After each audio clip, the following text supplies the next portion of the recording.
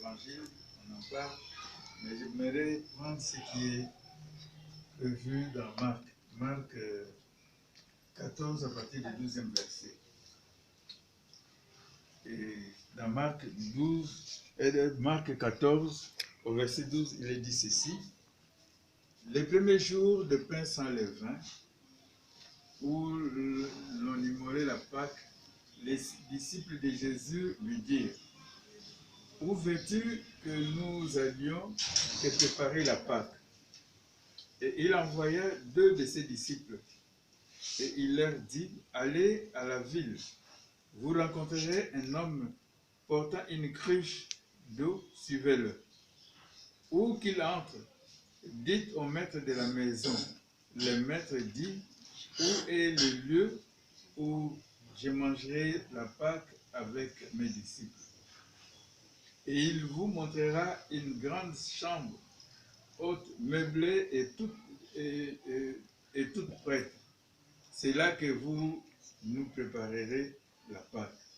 Les disciples partirent, arrivèrent à la ville et trouvèrent les choses comme il leur avait dit. Et ils préparèrent la Pâque.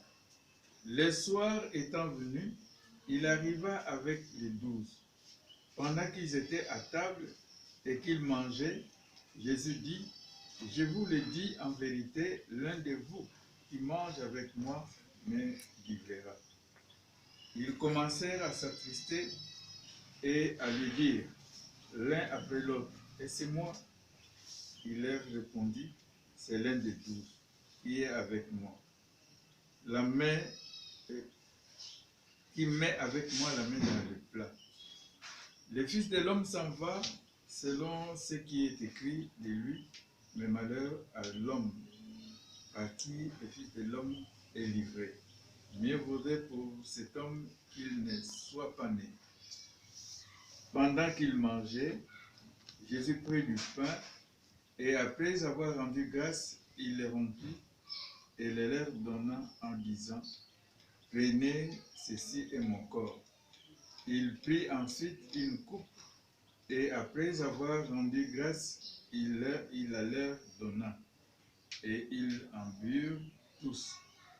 Et il leur dit, ceci est mon sang, le sang de l'alliance, qui est répandu pour beaucoup. Je vous le dis en vérité, je ne boirai plus jamais du fruit de la vigne jusqu'au jour où je boirai nouveau dans le royaume de Dieu. Amen.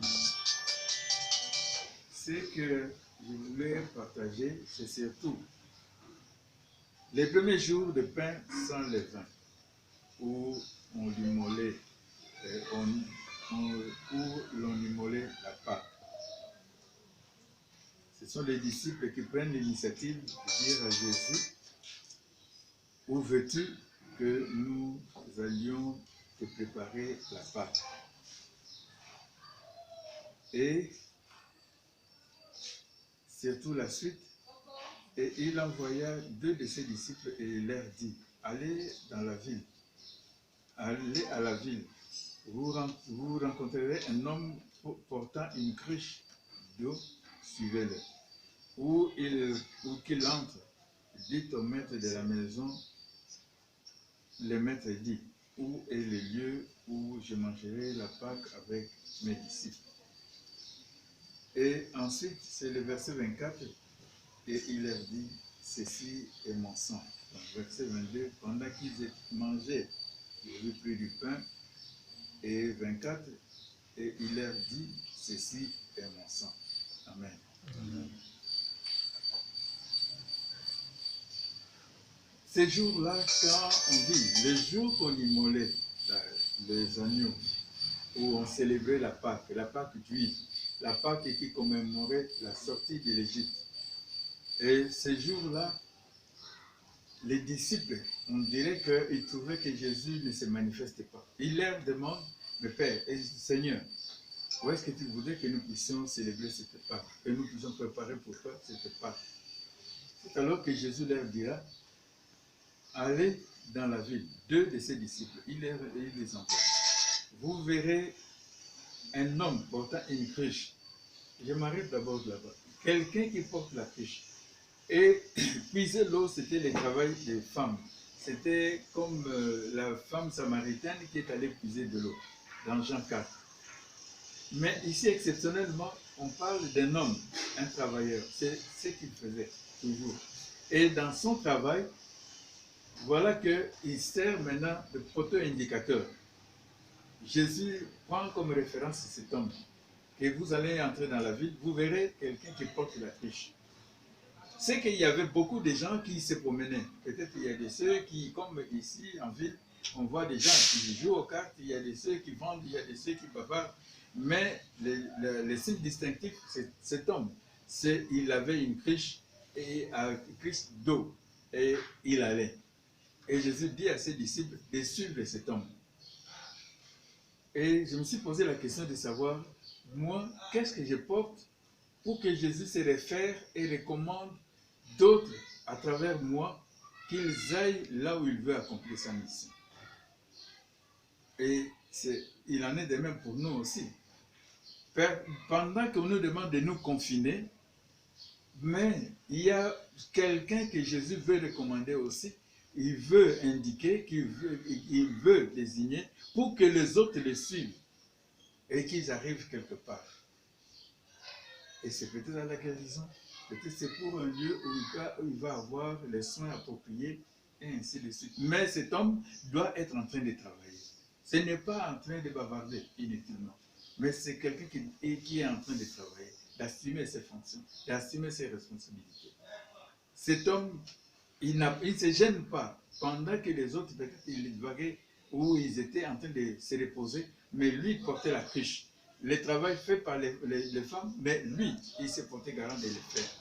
Pour l'argent, ou pourquoi? Mais il est en train d'assumer ses responsabilités. Est-ce que nous sommes en train d'assumer les responsabilités que le Seigneur nous a données?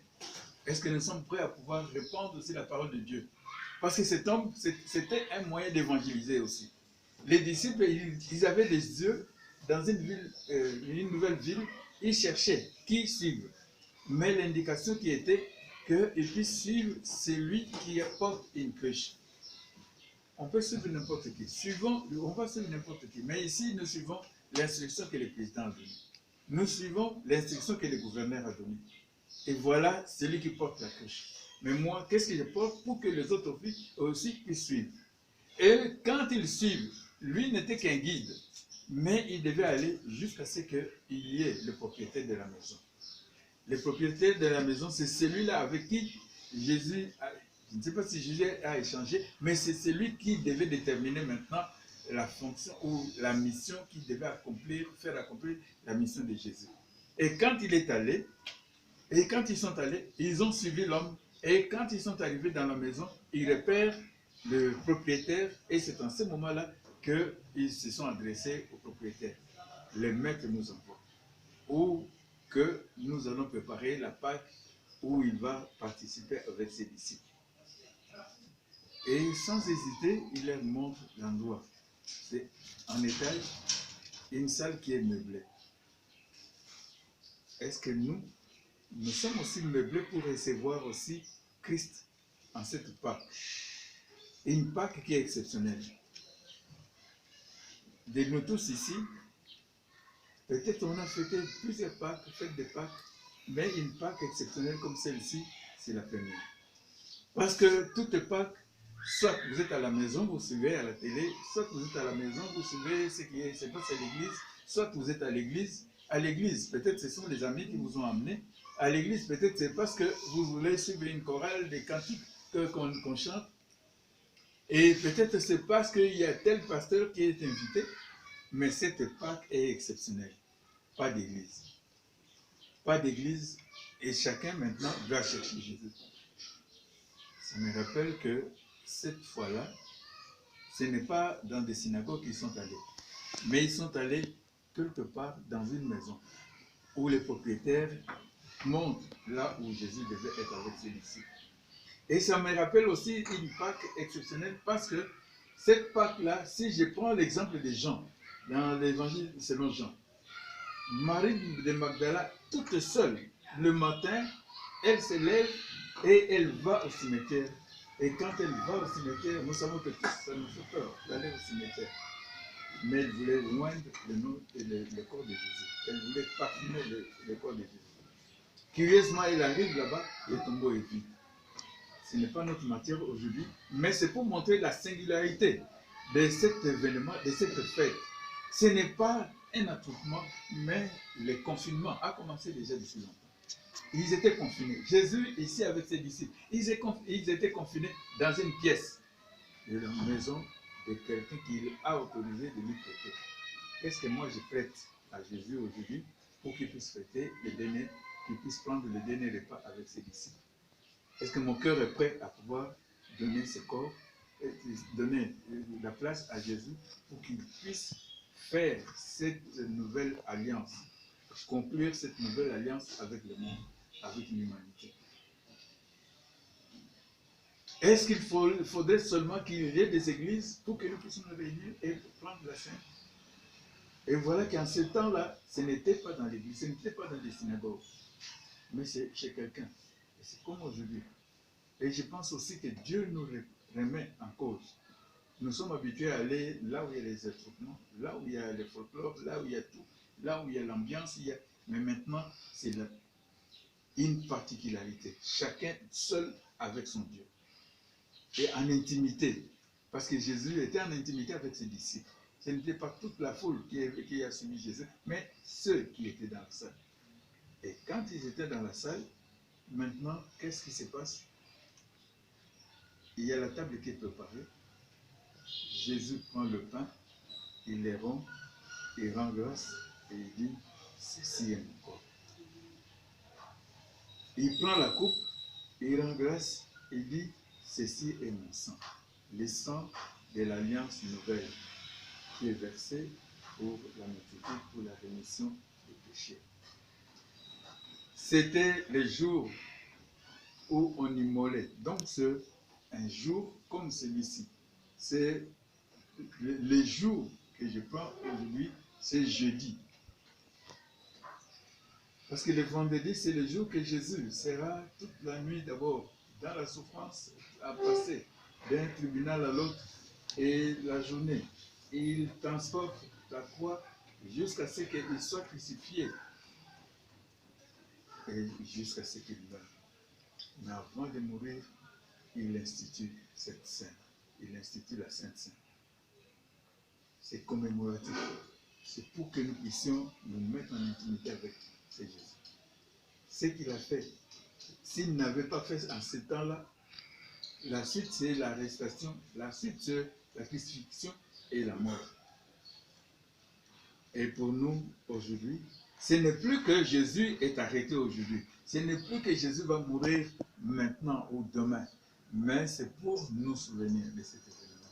Et cet événement, c'est cet événement qui nous libère, qui nous différencie des autres, qui nous donne la liberté, qui nous rend enfants de Dieu. Parce que celui qui croit en Jésus-Christ mort, ressuscité, a la vie éternelle. Et si nous avons cette vie éternelle en lui, c'est que ce que nous faisons, c'est pour que nous puissions savoir que lui a commencé et nous continuons. Parce qu'il a dit, faites ceci en mémoire de moi. Et voilà pourquoi est-ce que nous nous sommes retrouvés ici. C'était ce jour-là soir, c'était ce jeudi soir, quand Jésus était avec ses disciples dans toute intimité. C'était ce jeudi soir quand Jésus a montré qu'il y a une nouvelle façon de fêter. Ce n'est pas seulement l'agneau qu'on doit rôtir, ce n'est pas seulement le pain sans levain, mais il montre que c'est mon corps, il montre que c'est mon sang. Là, c'était la sortie de l'Égypte, la traversée du désert jusqu'à ce qu'ils entrent dans la terre promise. Mais ce jour-là, Jésus dit, c'est un passage nouveau de péché à la vie éternelle. Et qu'en ce moment, nous voulons aussi commémorer ce que Jésus a institué, cette scène, parce qu'il nous a donné cet ordre de le faire et de le faire toutes les fois que nous sommes ensemble. Voilà aujourd'hui, c'est jeudi, pourquoi nous sommes réunis en ce lieu, pour que nous puissions savoir que Christ a commencé et nous devons le faire en souvenir de lui et le faire comme il a fait. ce n'était pas un grand public, mais c'est Jésus avec ses disciples. Et nous sommes en famille, nous constituons aussi cette famille de la main de l'Éternel, nous constituons aussi cette famille d'enfants de Dieu pour que nous puissions partager ces repas.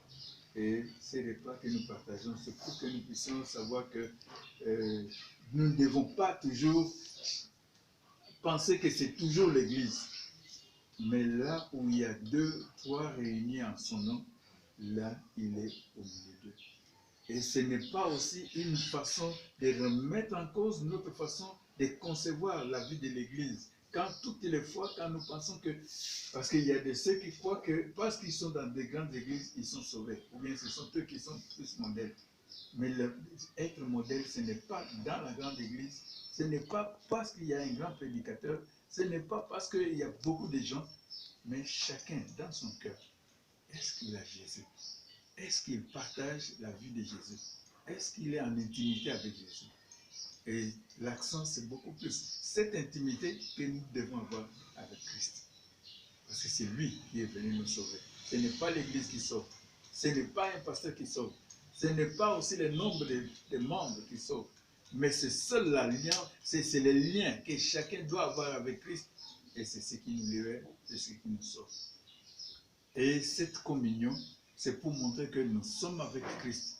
Je meurs avec lui et je ressuscite avec lui par le baptême. Et maintenant, j'accepte que Christ est mort pour moi et qu'il est ressuscité et j'ai la vie nouvelle avec lui. Et c'est alors maintenant que nous voulons aussi partager ce pain et ce vin en souvenir de Jésus-Christ. Que le Seigneur bénisse ce moment pour sa propre gloire. Amen. Amen.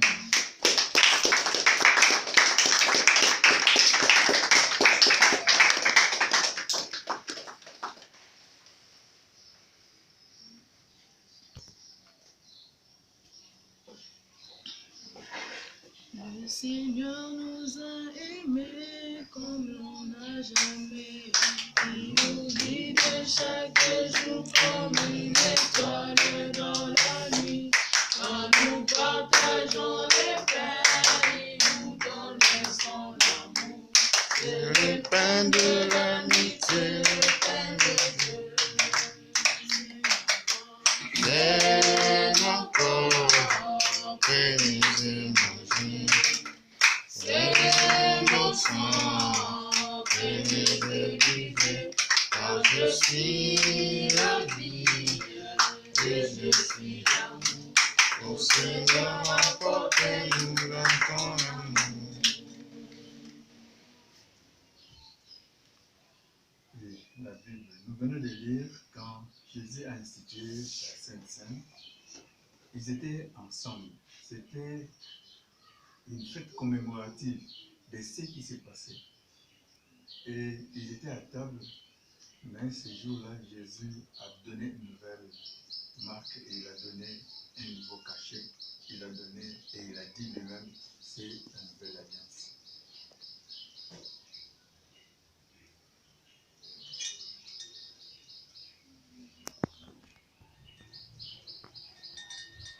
De ces repas communs qu'il prenait, Jésus a pris le pain.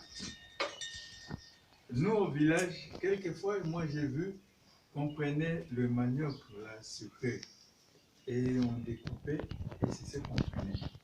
On prenait le vin de palme qui n'est pas encore mélangé et c'est ce qu'on prenait comme boisson. Et eux aussi, c'était un repas naturel pour qu'ils puissent partager.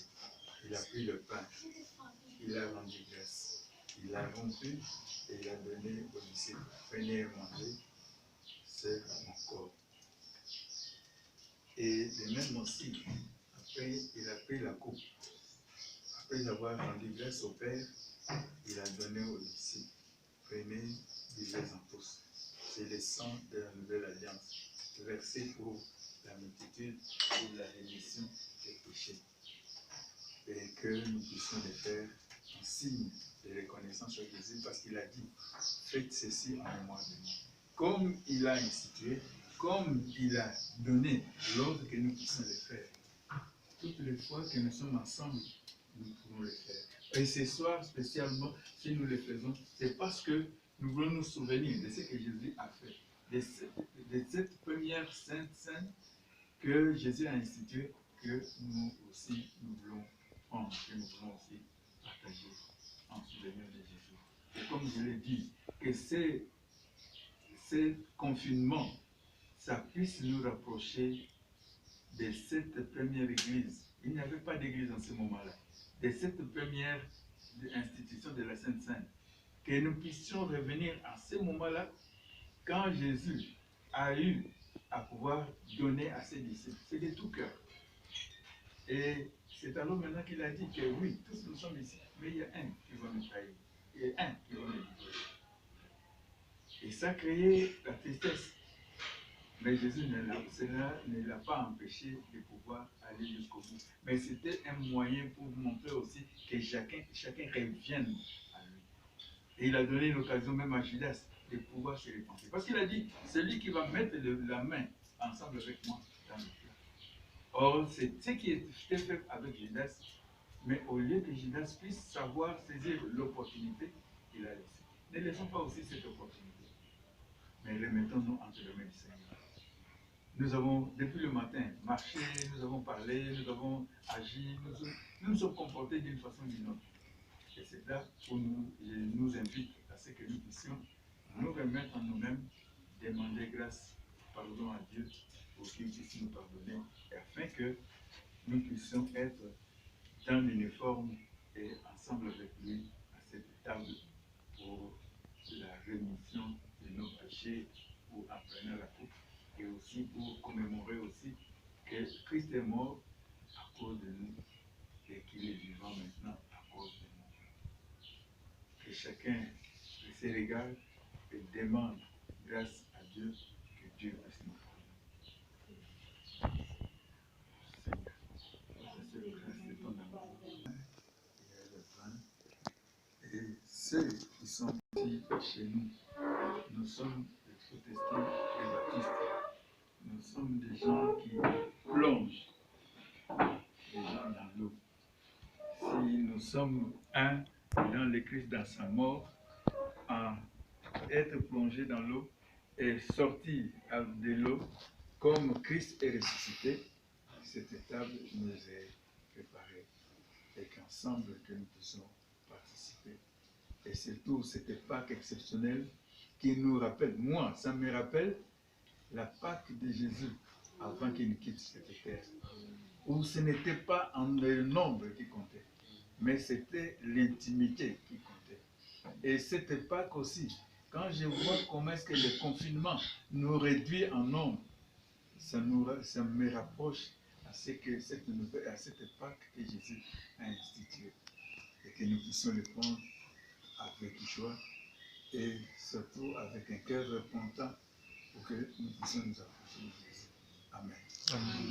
Et nous pourrons chanter et chacun passe pour prendre le pain, à manger et à boire, et jusqu'à ce que tous nous puissions passer.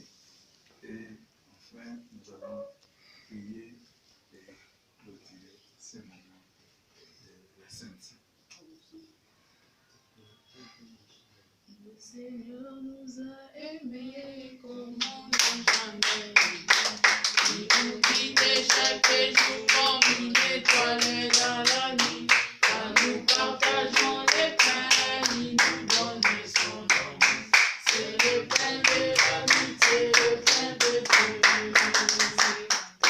C'est mon corps, prenez-y, mangez. C'est mon sang, prenez-y, vivez. Car je suis la vie et je suis l'amour. Le Seigneur apporte-nous dans son amour.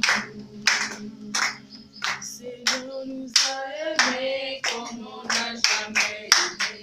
Il nous dit que nous confie l'étoile dans la nuit.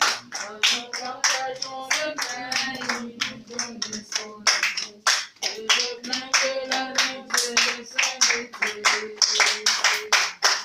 C'est mon corps, prenez-le, mangez. C'est mon sang, prenez-le, vivez. Car je suis la Seigneur, apporte-nous dans ton amour. Seigneur nous a aimés comme on n'a jamais aimé. Son amour était si grand qu'il en nous sourit pas. Son amour était si fort qu'il nous veut de nous. Il sortit de son tombeau, leader vainqueur. C'est mon corps, prenez et mangez. C'est mon sang, prenez et buvez. Quand je suis la vie et je suis l'amour. Oh Seigneur, apporte-nous dans ton amour.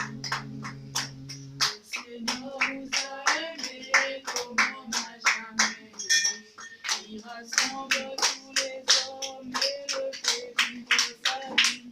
Et tous les chrétiens du monde sont le membre de son corps. Rien ne peut les séparer de son amour. C'est mon corps, prenez et mangez. C'est mon sang, prenez et buvez.